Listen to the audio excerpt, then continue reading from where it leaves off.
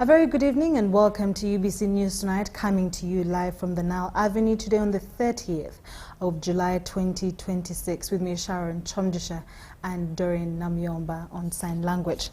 We'll take a look at our top stories of the day, and of course the Prime Minister of Uganda, Right Honourable Nabbanja Robina, has today met the newly appointed United Kingdom Secretary of State for Health and Social Care, Dr. Becky Cooper. The meeting took place at the office of the Prime Minister in Kampala and was attended by several other ministers.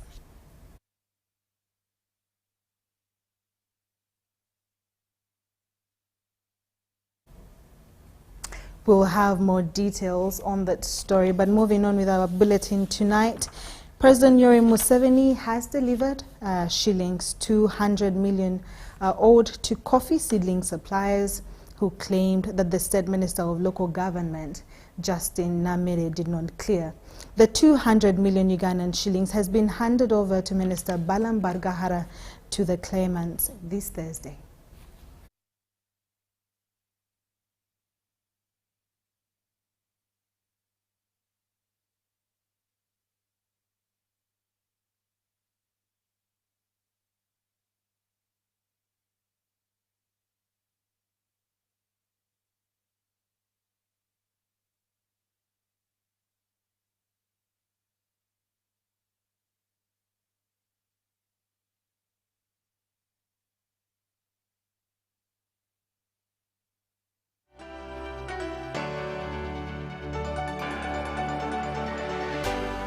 UBC, inspiring Uganda.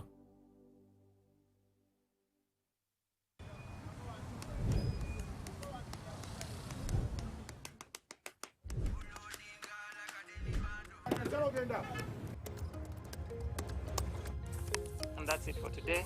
Till the next episode.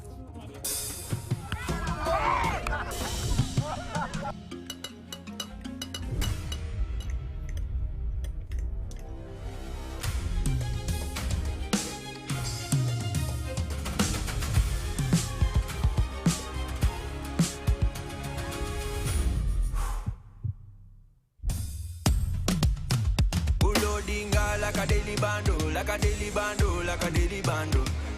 Omulirongo ulira muli momotsema kukankana like drums. Kalakata, kalakata, enendungo ya kusabura. Mikono juu, free of fire, free of fire, free of fire.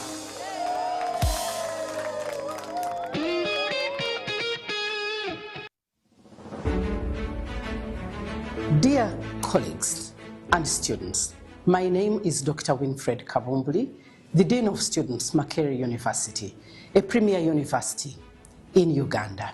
It is with great pleasure that I invite you to the East African Debating Championships 2026 here at Makerere University. Come and engage in critical thinking, vibrant debate, but most importantly, the East African unity. I am looking forward to welcoming you here and hosting you at Makerere University in Kampala. Karibuni.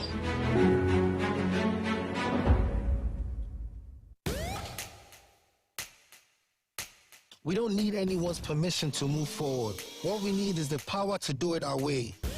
Spiro is not your typical EV company. It's the power grid for African ambition. A network that connects Nairobi to Kigali, Lagos to Lome, Dar to Kampala. Not with cables and wires, but with clean, quiet, relentless movement. This is Africa, powered by us.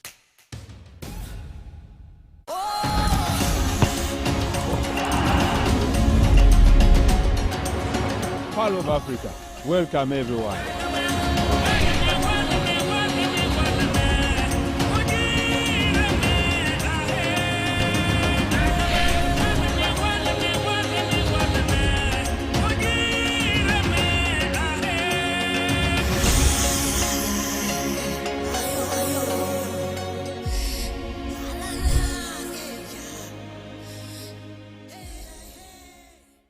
There's a new way to keep your breath fresh all day. Introducing Movit All Day Toothpaste, meant to give you powerful night gum defense and teeth whitening. The charcoal flavor gives you deep cleansing and power stain removal. And the herbal delivers natural strength for healthy, confident smiles. Choose Movit All Day Toothpaste and enjoy freshness all day.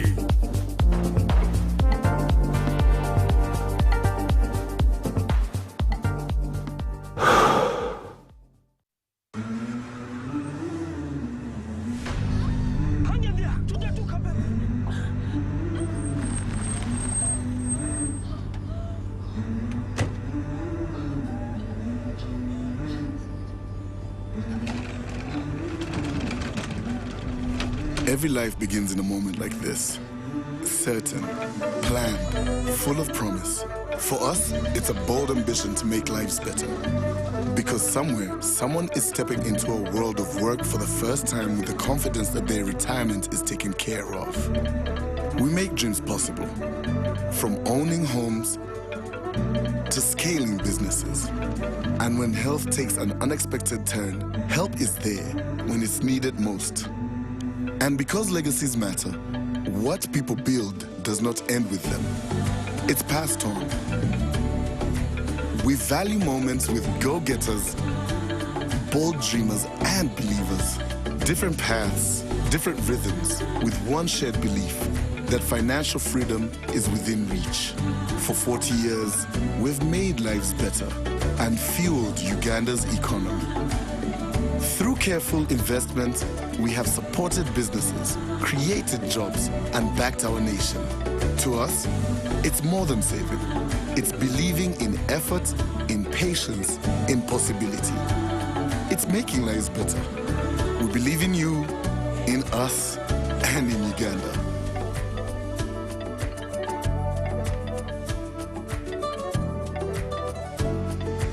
NSSF, 40 years of making lives better. In Uganda, mornings don't begin with sunrise.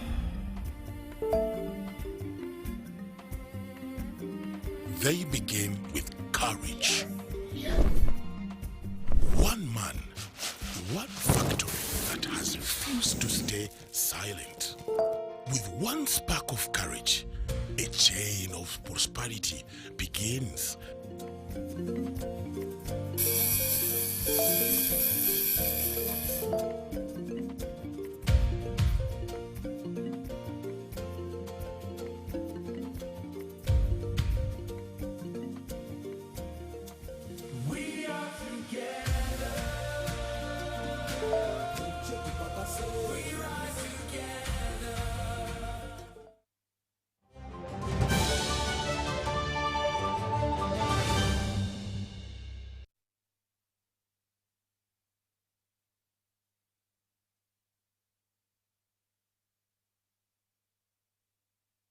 Good evening once again, and thank you so much for still watching UBC TV with me, Sharon Kyomugisha, and Dorothy Namioba, I beg your pardon, on UBC News Tonight.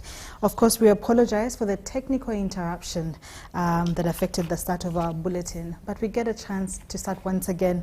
And of course, today the Prime Minister of Uganda, Right Honorable Nabbanja Robina, has today met the newly appointed United Kingdom Secretary of State for Health and Social Care, Dr. Becky Cooper. The meeting took place at the office of the Prime Minister in Kampala and was attended by several other ministers. Take a look. Nabbanja and her guests discussed a wide range of issues ranging from health, investment and education that are beneficial to both Uganda and the United Kingdom. Nabbanja hailed the United Kingdom for the continued support to Uganda since colonial times to date. When you are not in the country, you may think Uganda is not democratic. We have rule of law and many other things. So I want to thank you for coming.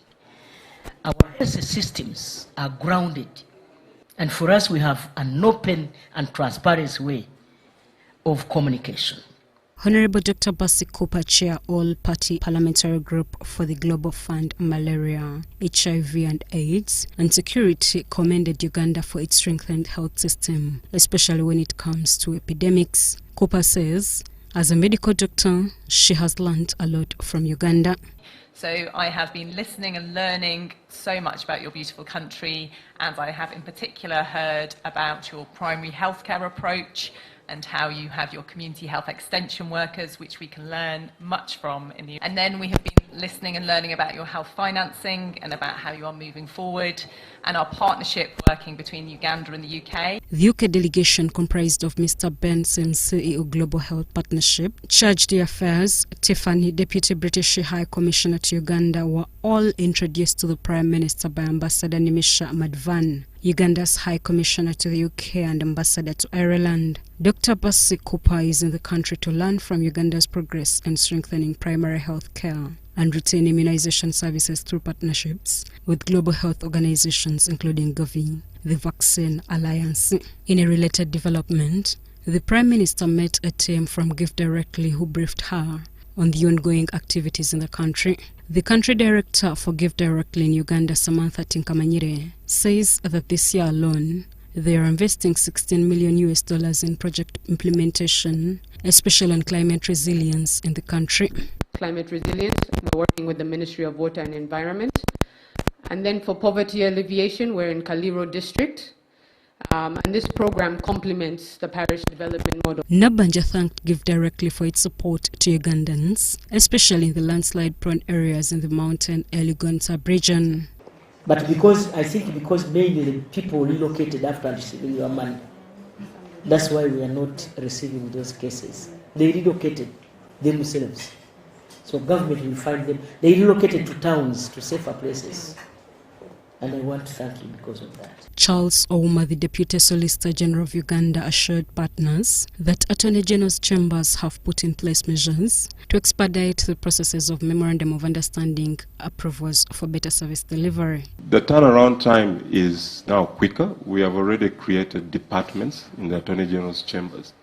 So, for instance, this particular MOU goes particularly to that department. And we have a turnaround time, 14 days maximum. All right, but since we have already gone through the laying of the foundation of this particular MOU, we believe going forward it will be much easier. Give Directly is in the process to renew its mandate in Uganda, and the current Memorandum of Understanding ends in December 2026.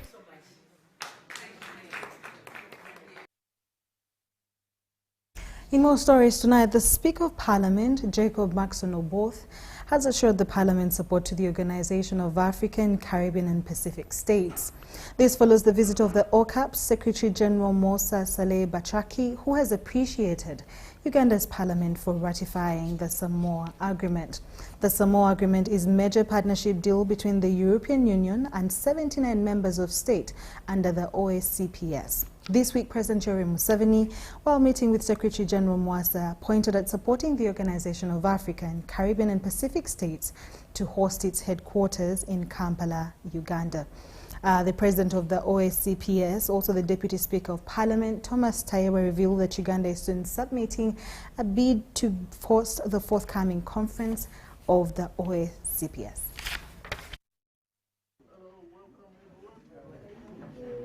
In the European side, out of the 27, 13 have ratified. So they're pushing a lot. We are 79 member states. We need to again make sure that the parliamentarians are really involved, mobilized, so that they can at their level also do their part of the job. So we want to make sure that at least we finalize all the discussion and then we go ready for the Joint Council of Ministers, knowing that again issues that are on the table, at least at the political level, are issues related to migration, for example. And some of the laws that are being passed at the European Union member states are not the one that are really favorable for our member states. So they need to have a space to tell them and to use the opportunity to negotiate and to talk frankly. About the headquarters, that is also something they've been talking about. The CPA, people are trying to change, and yeah, but I'm glad you had the revision of your foundation document, which now getting into adopting new things that has come up. On the issue of the headquarters, the President expressed strong interest in having the headquarters in Uganda, and he said he will give all the support. I know the competition is going to be tight, but you know, we've agreed that some of us are going to put in all we can, and with the new Minister for Foreign Affairs, push for that. Then, Mr. Speaker, also, like I had briefed you earlier, we are going to submit a bid, and you allowed, we are going to submit a bid for Uganda to host the next EU-OACPS Joint Parliamentary Assembly in October. Yes, in October. And do all what we could, but we give you our assurances as Parliament of Uganda to support the process and to be with you all the way. And if we can host, Uganda would be the greatest host. You know, Uganda would be the greatest host. You know, we would extend a lot of incentives which you cannot get anywhere else in the world.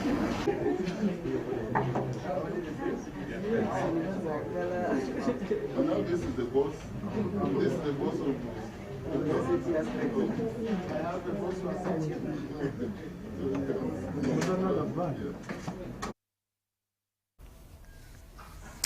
In more stories today, President Museveni has called for stronger collaboration between Uganda and the United Kingdom in public health, pharmaceutical manufacturing and medical research. Meeting a British delegation at State House in Entebbe, the President said disease prevention remains Uganda's most effective and affordable health care strategy, citing immunization, proper nutrition, safe water, hygiene, behavioral change as key interventions. He noted that while Uganda has made significant progress against communicable diseases, attention is now shifting to non-communicable illnesses such as cancer, diabetes, and hypertension. President Museveni also urged British pharmaceutical companies to invest in Uganda, saying the country offers opportunities for vaccines and medicine production. He highlighted ongoing research into traditional medicine and called for partnerships to support commercial production through investment, technology, and patent development. The visiting delegation, led by Uganda's High Commissioner to the United Kingdom, Her Excellency Nimisha Madvani, included Chair of the UK All-Party Parliamentary Group, Honourable Becky Cooper, and members of the Uganda diaspora working in Britain's health sector. Honourable Cooper commended Uganda's handling of recent disease outbreaks and pledges to encourage British pharmaceutical firms to explore investment opportunities in Uganda, particularly in vaccine and medicine manufacturing. She also said that the UK could learn from Uganda's preventive approach to public health. Meanwhile, State Minister for Primary Health Care, Dr. Charles Ayume, revealed that nearly 970 Ugandan nurses are currently working in the United Kingdom, reflecting the growing contribution of Uganda's health professionals to Britain's healthcare system.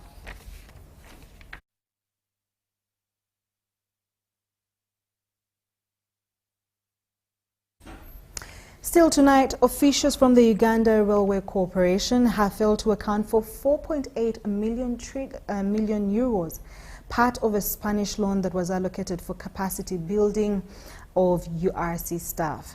Members of Parliament on the Committee on Physical Infrastructure discovered several irregularities in the contract, including the alleged inflation of the number of staff said to have benefited from the training.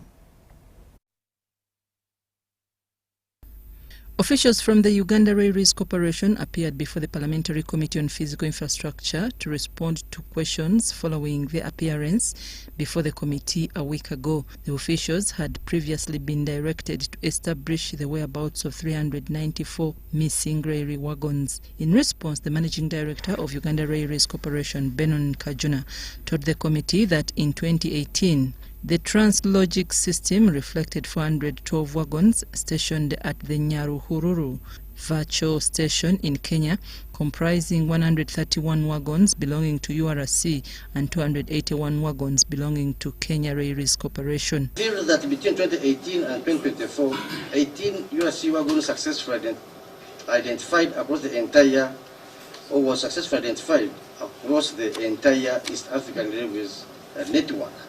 Physical identification, the wagons were transferred within the Translogic system from Nyahururu Virtual Station to their confirmed locations in Tanzania.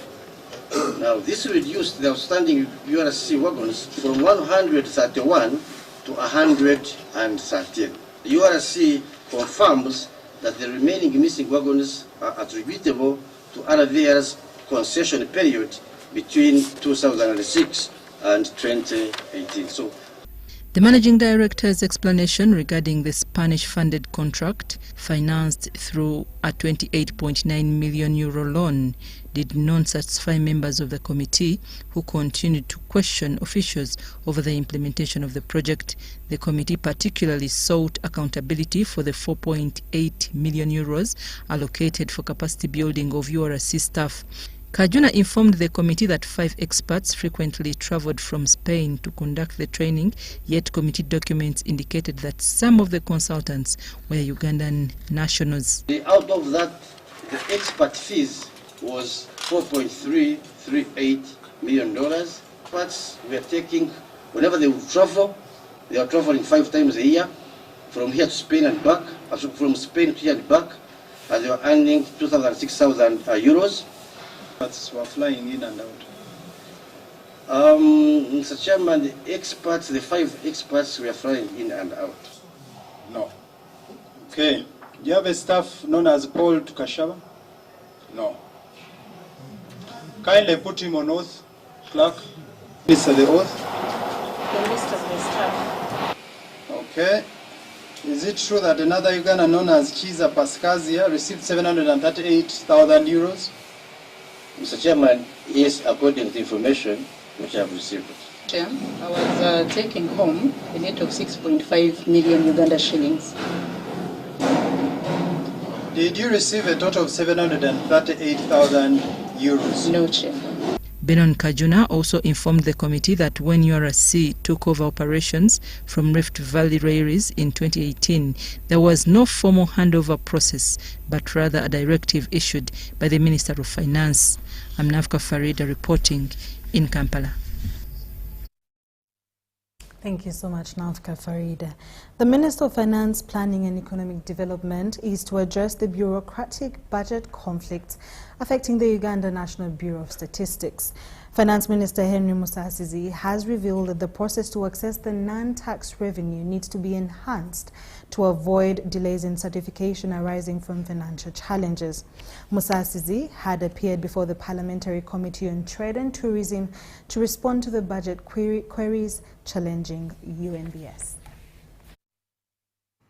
The Parliamentary Committee on Trade and Tourism, chaired by Kole South MP Boniface Okot, informed the Minister of Finance, Planning and Economic Development of the financial challenges stifling the Uganda National Bureau of Standards, including the long process to access its own generated non-tax revenue. This, according to the committee, has frustrated business, especially the SMEs. We understand that there is a history to how UNBS got to this point, and that at some point they were spending at source. They were permitted to spend their money at source. So we want to also appreciate why did we eventually have this, the contemporary funding model, as opposed to what they initially had. Budgeting can also be one of the solutions, but in case there is high demand at a particular moment when the release has not been released, is there any way finance would come in and either advance the Bureau so that they don't stop the operations because there are no fundings? In the current budget system, all non-tax revenue is channeled to the Consolidated Fund, of which it's Parliament to approve its spending. The turnaround time is said to be ambiguous and delays the value chain when it comes to certification procedure by the UNBS. The challenge is under budgeting, because you can only access what you have budgeted for. The Minister for Finance, Planning and Economic Development, Henry Musasizi, hints at a process to include UNBS among the key protected votes to access its release instantly to avoid frustrating clients. Meaning that on the first day of the month, you receive it. Musasizi objects the proposal to allow UNBS to spend its NTR on source without the proper channels. So the solution, Mr. Chairman, is that we should ensure that we reliably estimate how much NTR UNBS is going to collect in a year. Say if last year was 87 billion, this year I can see their budget is coming to, their projection is coming to 100. So can we make sure that this NTR is accessed instantly? We shall only factor in a growth element, not your ambitious targets, because they are going to cause us problems. When they don't collect this money, what happens when we have already budgeted and given them the money? We'll have a deficit somewhere. So now this is caution, and we've told them, no, if you collect more and you can really justify the collections, the Honorable Minister is around, he can increase your budget. Thank you. For the last 5 years, UNBS NTR collection has grown from 60.74 billion to 87.68 billion shillings. But UNBS takes almost a year to respond to requests for certification. The decentralization efforts by the UNBS services has also been questioned whether it could be a savior. Daniel Mugoya, UBC News. Thank you, Daniel Mugoya. The Parliamentary Statutory Authorities in State Enterprise has grilled national medical stores of registering expired drugs worth 8.4 billion Ugandan shillings in the financial year ended 30th of June 2025. Wow. While appearing before the committee, officials from NMS cited how expired drugs are as a result of few requisitions from health facilities and unable to project consumption. Officials from national medical stores, led by General Manager Moses Kamabare, have appeared before the Parliamentary Statutory Authorities and State Enterprises Committee, chaired by Muwada Nkunyenji, to respond to queries in the Auditor General's report for the financial year ended 30th June 2025. And now, the Auditor General identified expired drugs worth 8.04 billion shillings. Out of these drugs, worth 7.57 billion shillings being funded by the development partners and 0.52 billion shillings funded by government. This raised concerns in the committee, where members cautioned national medical stores of causing government financial losses. Ugandans are suffering. Do you know how people are suffering? When you go to health centers, there is no issue drugs. People go to the pharmacies to buy using their own money. And yet we have things that are expiring in the financial year in issue, and which was audited, that national medical stores spent another 3.685 billion on destruction of expired medicine. So it's not a question of now the loss of expired medicine, even the cost of destruction of this medicine. Don't you see our cry from our people?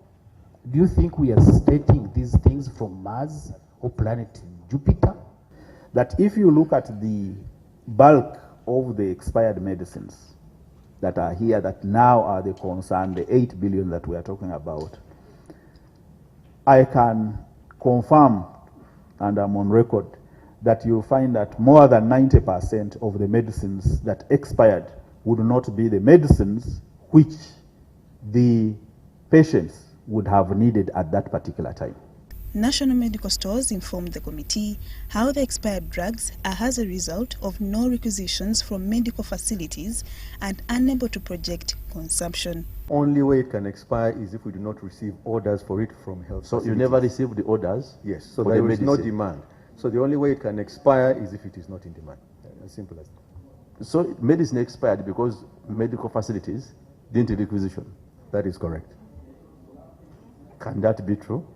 The Auditor General also notes how in the same financial year ended, national medical stores had delays in delivering essential medicines, where the entity takes 5 to 72 days to respond to customers. That even as we speak today, when you look at the period of delay, it speaks to failure to deliver on time.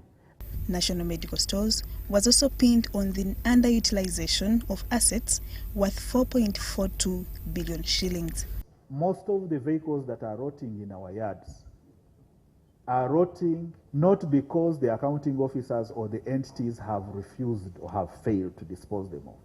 It is because before the disposal, as part of the law, you must get a value given by the chief government value.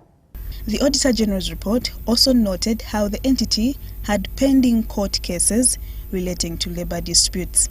The committee directed its CID to visit national medical stores for inspections before it makes conclusive reports. Lydia Chomkama, UBC News. Thank you so much, Lydia Chomkama. General Muhoozi Kainerugaba, the Chief of Defence Forces of the Uganda People's Defence Force and Senior Presidential Advisor for Special Operations, welcomed His Excellence Mwasa Saleh Batraki, Secretary General of the Organization of African, Caribbean and Pacific States at Commonwealth Resort, Munyonyo.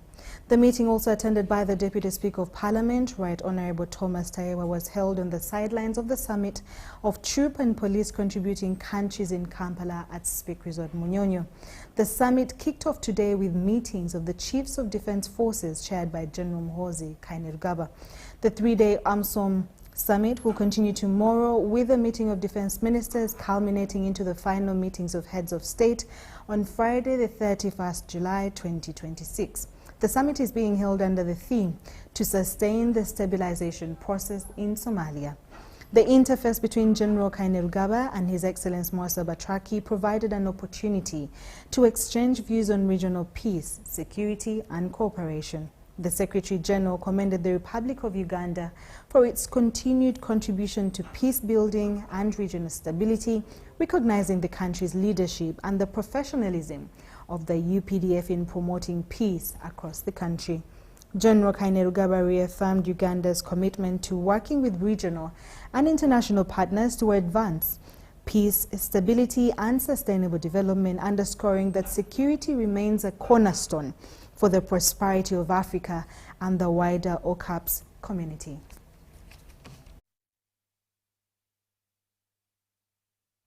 Defense Minister for 6 African countries have met in Kampala over Somalia's security transition.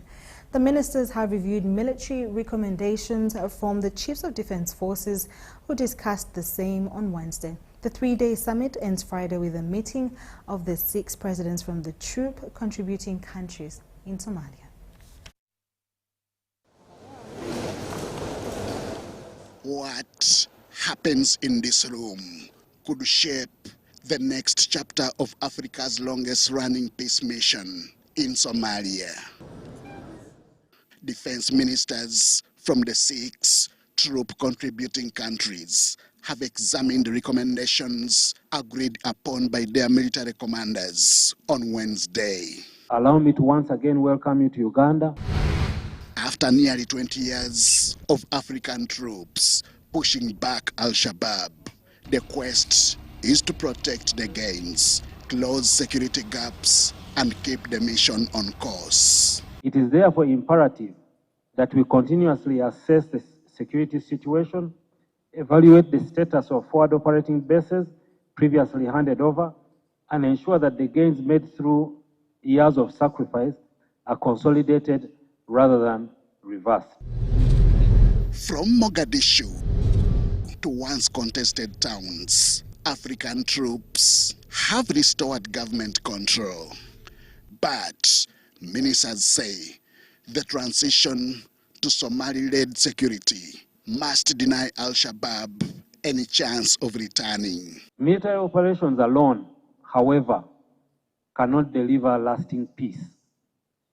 Sustainable stability in Somalia requires complementary political, governance, and socio-economic intervention. The African Union says days of technical consultations have narrowed the options. The task now is to turn military advice into political decisions.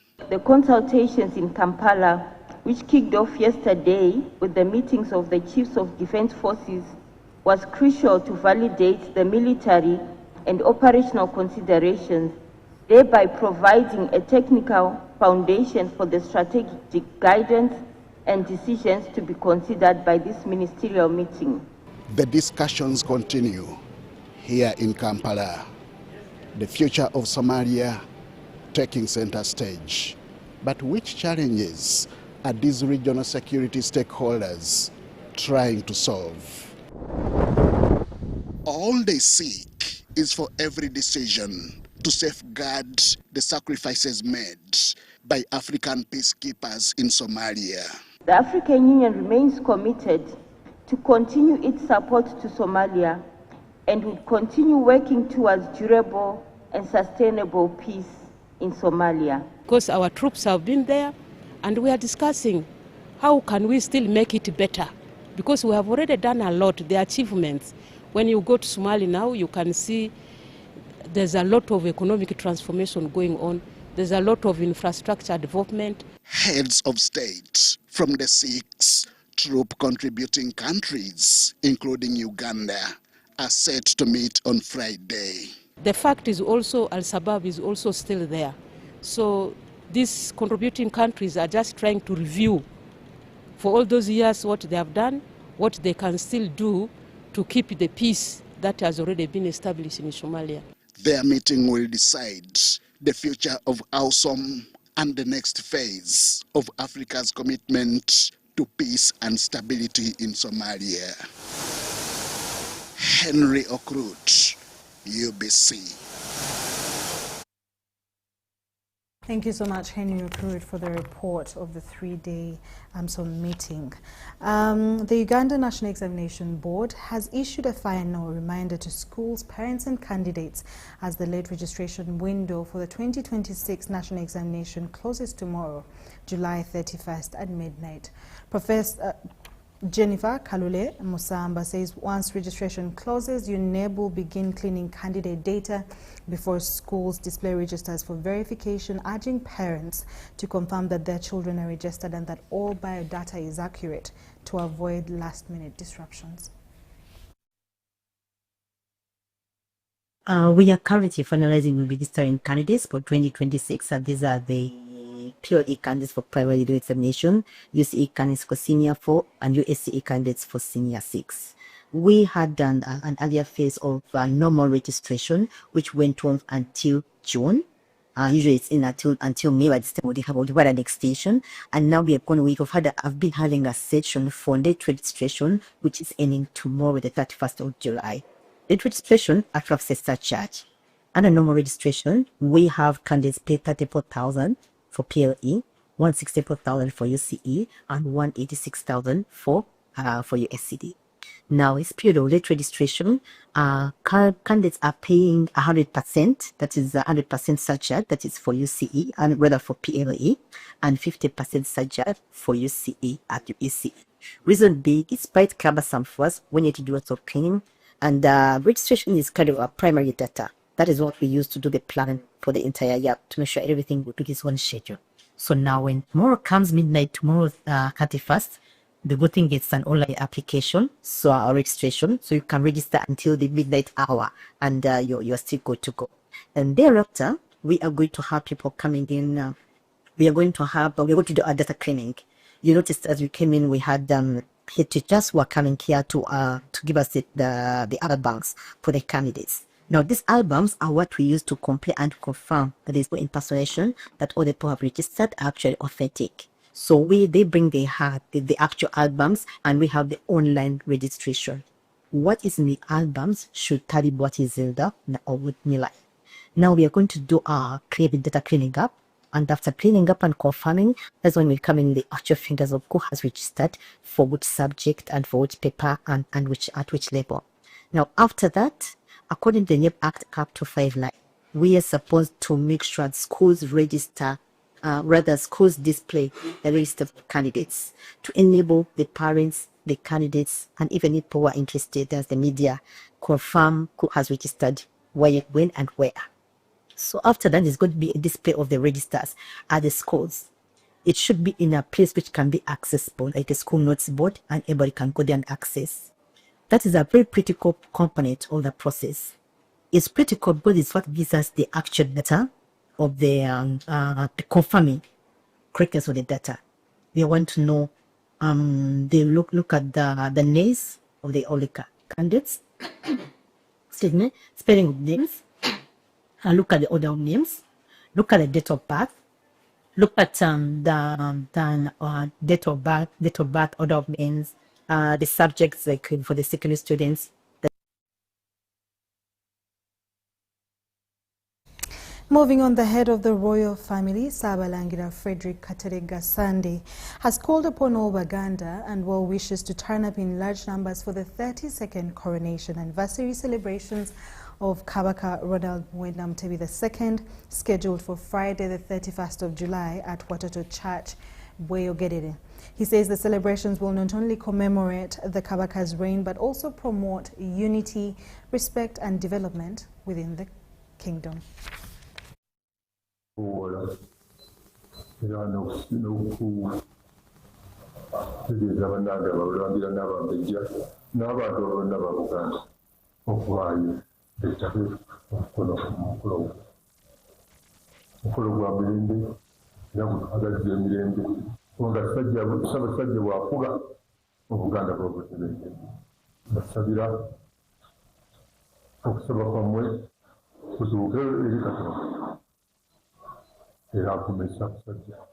Excellency the President of the Republic of Uganda, General Kaguta Museveni, and Mama are more than committed to work relatively and support the Kingdom of Uganda and to support the King of Uganda.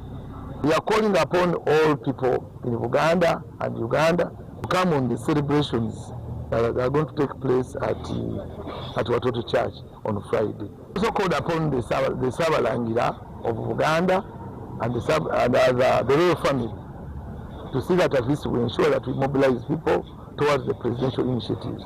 The president has a lot of initiatives. He has the skilling initiatives, his PDM. So I think if we use the structures of Uganda, because these people are not into corruption, they are not corrupt.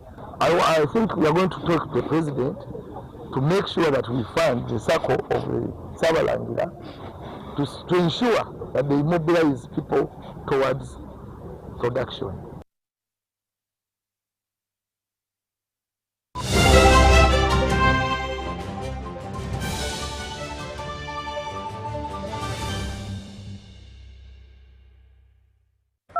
Hello. Yense mwami mukasa. Mutyaneyo. Yono broka. Yenze broka wa mayumba. Bangambye ne nyumba za mwenungiko. Kituufu. Oyagala abisenge bimeka? Nga bisatu. Ebbeeyi bagigambye? Bangambye saa 5. Nedda ssebo eno zaali nnyamuuko.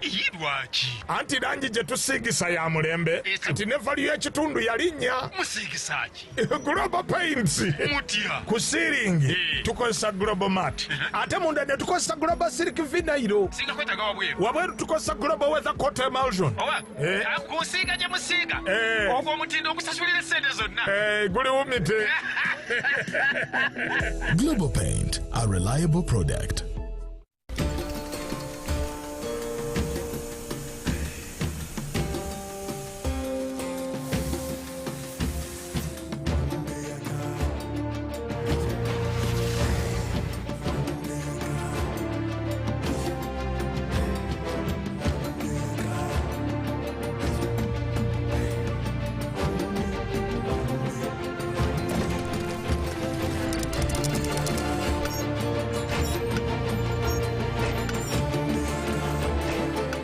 Introducing the all-new Roofing's TMX 500C rebars with cut and bend surfaces. Roofing's, strength of a nation.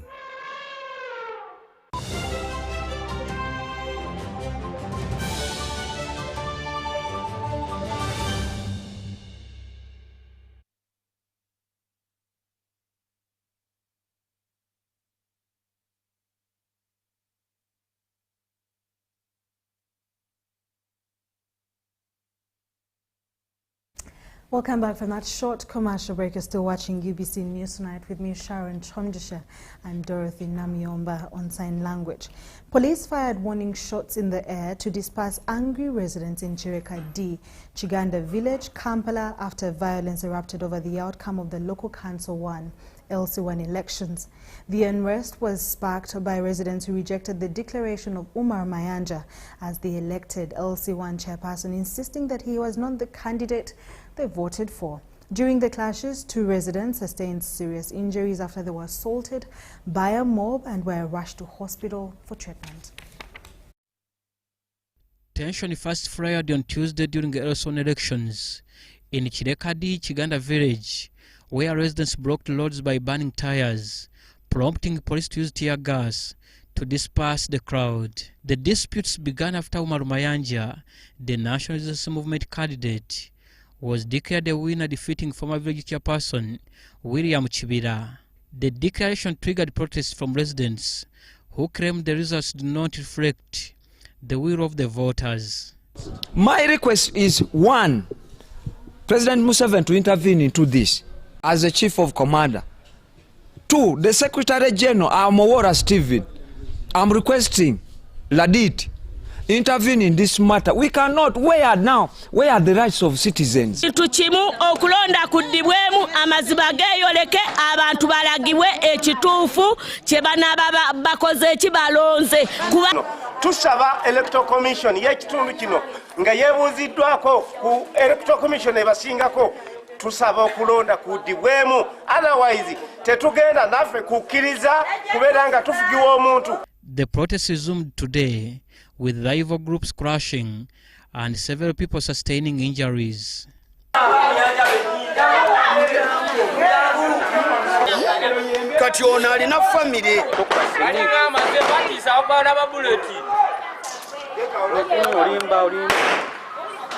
Police later intervened and fired warning shots into the air to disperse violent confrontation involving residents armed with sticks. Scenes of chaos and confrontation were witnessed as our reporter visited the hospital where the injured victims were receiving treatment in critical condition. Wabaddewo ekiso ono ankubye guno omuggo si kiso ankubye omuggo gwa kalitunsi era n'okudde buno ngolina ngenda bona ali mu ddwaliro naye nga endala gye tututte tumaze okuwandiika ebbaluwa okugitwala ewa byabakama nga tusaba tufune obwenkanya. According to the residents, the election was marred by widespread irregularities. They accused the election officials of failing to conduct a proper ID count and instead relying on written records, a process they strongly disputed. Babalo omu babiri basatu naye so si bupapula obupapula bwabwirawa okujja okubala oje ku muntu akapapula ate otwale eri ogambe nti ndikubala obupapula. Former village chairperson William Chibira said he was denied victory and he condemned the violence against his supporters. Akalulu nga kawedde kagwera mu mivuyo, abatuuze bwe balaba emivuyo egyaliwo nga obululu babukyanganyiza, embeera n'etabukaawo okukakana nga ate bakubyemu amasasi mu bbanga. Okulangirirwa okulonda twalonda ng'eggwanga lyonna, naye obuzibu bwajjira abantu abamu abawagguluko okutusinga balina omuntu owaabwe gwe baagala. Residents are now demanding that the LC1 election in Chirekadi, Chiganda village be repeated to ensure a free, fair and credible outcome. By the time of filing this report, security remained tight, with the police heavily deployed throughout the village to prevent any further violence. Joseph Muyingo for UBC. Thank you so much, Joseph Muyingo, for the updates. The Minister of Local Government, Balam Barugahare, witnessed dramatic scenes during his day-long tour of Sembabule district as local leaders clashed following accusations by residents that some officials were shielding corrupt individuals. The most dramatic moment came when the State Minister for Primary Healthcare and Lwemiaga Member of Parliament, Brigadier General Emmanuel Rashande, became involved in a heated confrontation.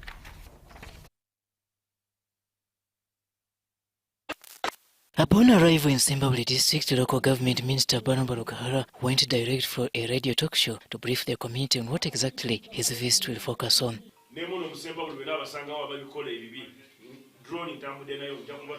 He was joined by members of Parliament Daisy Byuma, retired Brigadier General Emmanuel Rashandi, and the District Woman Member of Parliament of Sembabule District.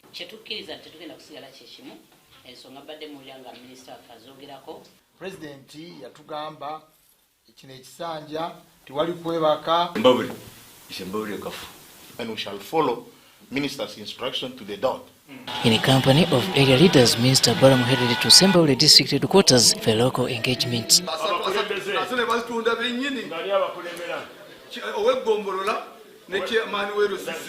During this meeting, land-related matters raised tempers.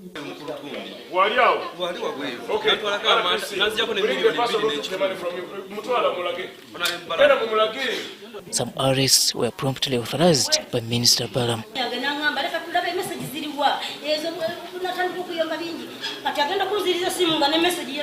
DPC, that one is a man of interest. We need him. We need him now. So that man, however, it was tough for local leaders, including the resident district commissioner, as some claimed extortion in turn for service.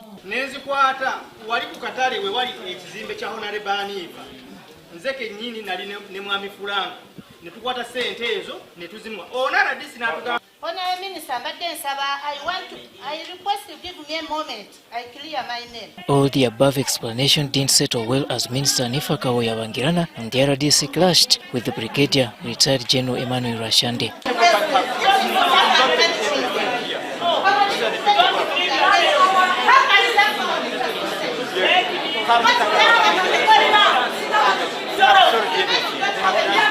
This required Minister Balamu's intervention to bring the meeting to order.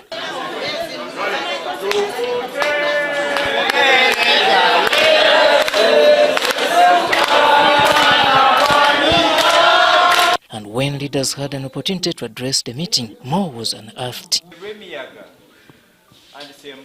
Is where we still have health center tools. The closing moments netted the two district officials who were handed over to police and state house anti-corruption units for further management.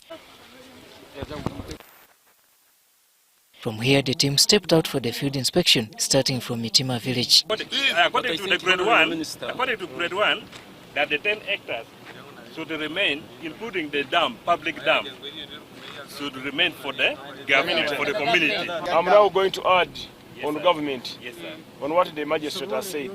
The field tours focused on assessing government projects, mainly those attached to local communities. The cow sold. The cow sold, yes. The cow we are going to interdict him and call him to answer charges. Robert Nyango, UBC News. Thank you, Robert Onyango, for the updates. Women under FAMITE, the Uganda Women Writers Association, have called on the government to fast-track efforts to decolonize Uganda's education system, public policies and social institutions, saying that colonial influences continue to undermine African identity and cultural values. The call was made during a dialogue on decolonization and Afrofeminism by Professor Sylvia Tamale. Here's the report.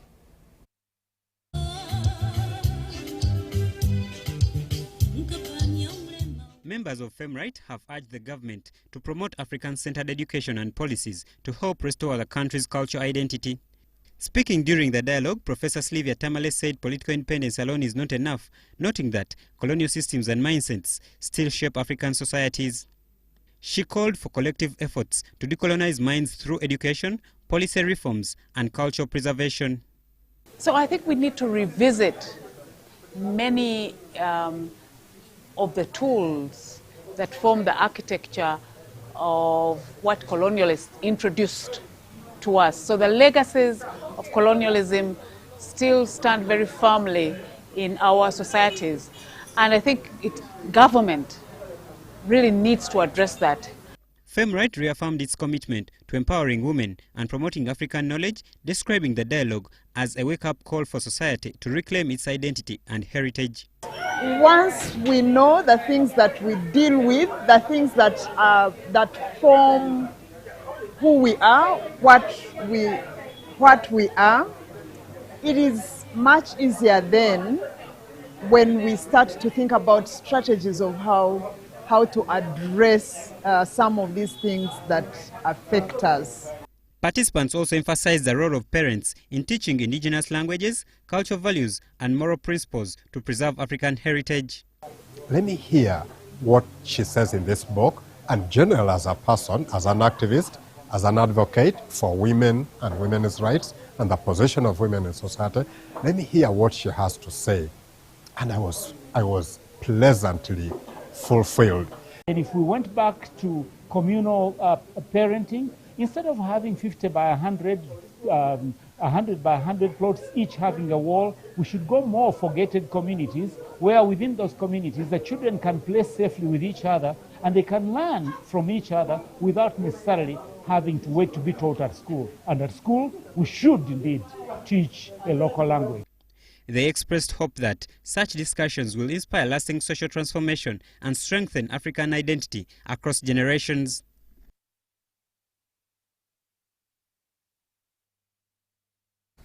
The Uganda Institution of Professional Engineers has called for fairness and due process in disciplining engineers accused of professional misconduct, even as it supports government efforts to eliminate corruption in the sector.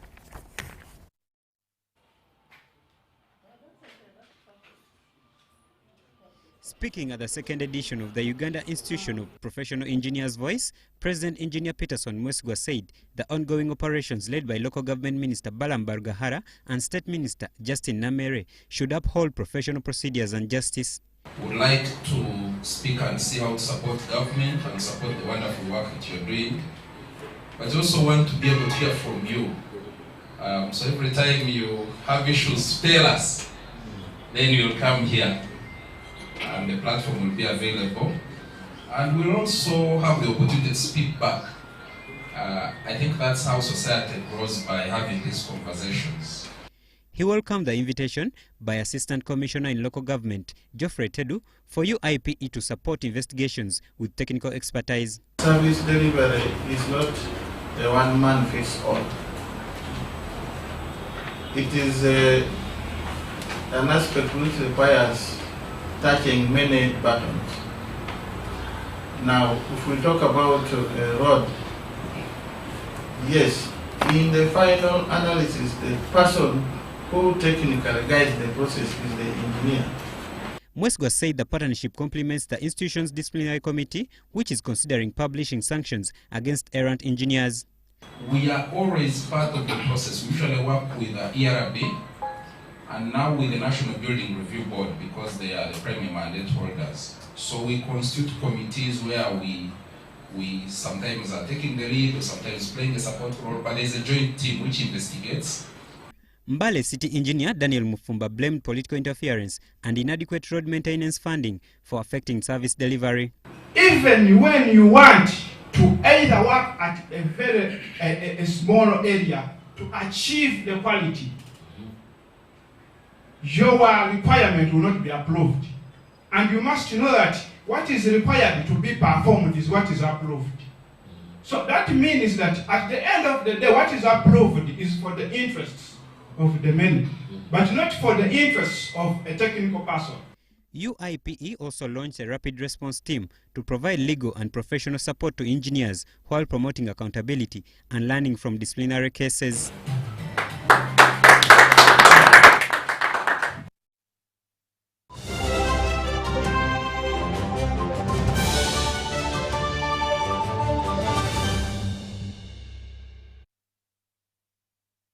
Uganda is celebrating success in Glasgow, Scotland, where the team has accumulated 3 medals so far. Day 7 of the 2026 Commonwealth Games in Glasgow, Scotland has reaped 2 further medals for Uganda. The first of the day was from the women's 3x3 basketball team that finished second for a silver medal after falling to Australia 21-12 in the final. We really focused on marking them because they have a strong and quick attacking side, so we came in strong to defend them and stop them, disorganizing their goal attack because she was the matchmaker, and which worked out well, so she was substituted, and capitalizing on their mistakes because they dropped a lot of balls in the first and second quarter that we capitalized on them and made a lead in the early quarters of the game. This feat was enabled after excellent work by the quartet of Jamila Nancy Kombi, Perus Nyamwenge, Jenna Sinde, and Melissa Akulu. The team coach Nick Natuhereza prides in the girls that along the way beat Jamaica, Cayman Islands, Kenya, Tonga, and New Zealand. It's the highest honor I've achieved in 3-on-3 basketball internationally, so yeah, we need to see how we build on this, otherwise we'll have gone to West if we don't build on this and be better next tournaments we get through internationally and also maybe probably the next Commonwealth Games. This genre of basketball in Uganda is the work of National Council of Sports Board Chairperson Ambrose Tashobya, who uses this result to exemplify dedication to a cause. Super excited as a Ugandan #1 that Uganda is able to go to the finals of the Commonwealth Games in 3x3. But secondly, this work is the work of so many years. Athletics also won Uganda a medal following the exploits of Peruth Chemotai, who crossed the finish line in the steeplechase final in third position for the bronze medal. Boxing's pursuit ended with no medal following the exit of Aziz Abdul Ringo and Angel Katushabe in the heavyweight and flyweight respective gender quarterfinal bouts. Like I said, from the beginning of the fight, if you see it, I learned some punches on him very heavily, but they never count. And again, when he holds me, they'll tell him that, Red, stop holding. Swimming also climaxed its schedule with a final for Husna Kokundakwe in the 100-meter freestyle S9, but she failed to add on to her silver medal, while 13-year-old Kondeleza Nakaziwe was excellent on debut. It's a good thing because I've had time.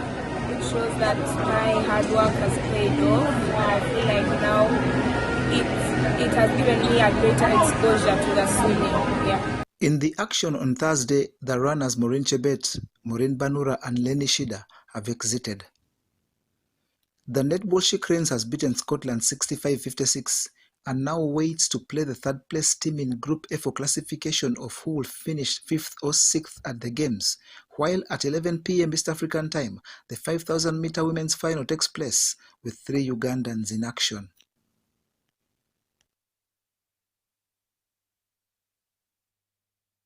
And that's all we had for you for this hour. For more news coming your way, do join me again at 10 p.m. My name is Sharon Kyomugisha with Dorothy Namiyomba on Sign Language.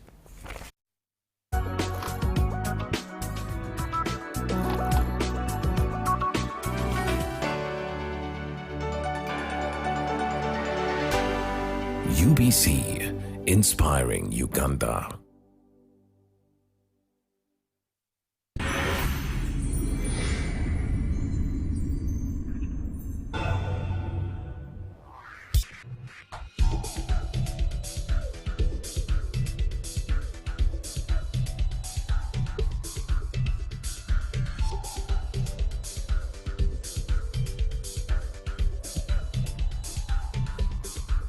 You are watching the Doc Talk Show. Hello and welcome to today's episode of the Doc Talk Show. And in today's episode, we are going to dive into a discussion